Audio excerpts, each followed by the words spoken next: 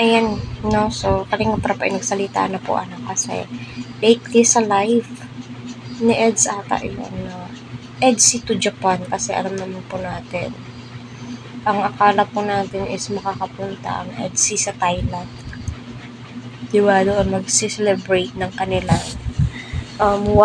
one year anniversary or first year anniversary, diba?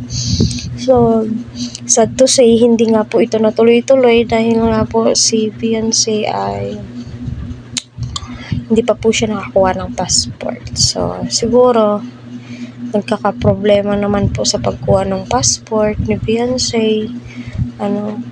Kapag sa Maynila kasi kumuha ng mga requirements, apakabilis lamang po yan. Wala pong isang araw.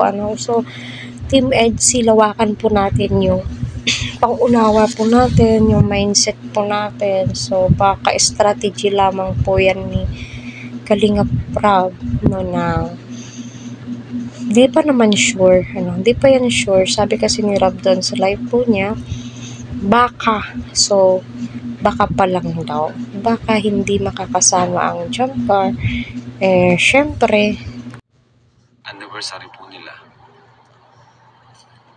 And yung jump car naman po is, yun nga, kung sakaling hindi makasama yung may tayo, kumbaga may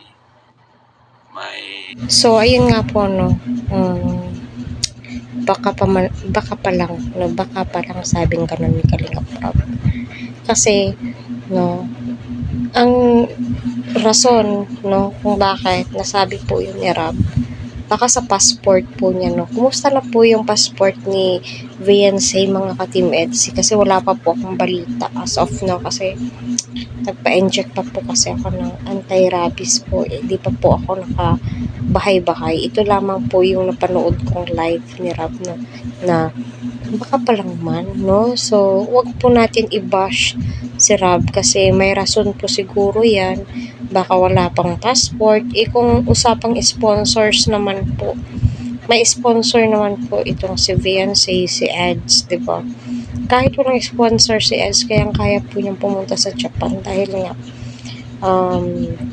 kumikita po siya, and syempre pinaglaanan po yan ni Eds, and syempre naman po pangarap po yan ni Edu, pero mas iba pa rin po sana kung makakapunta din po ang EDSI kasi na-announce po yan So, abang-abang po tayo sa susunod na update, patungkol nga po dito.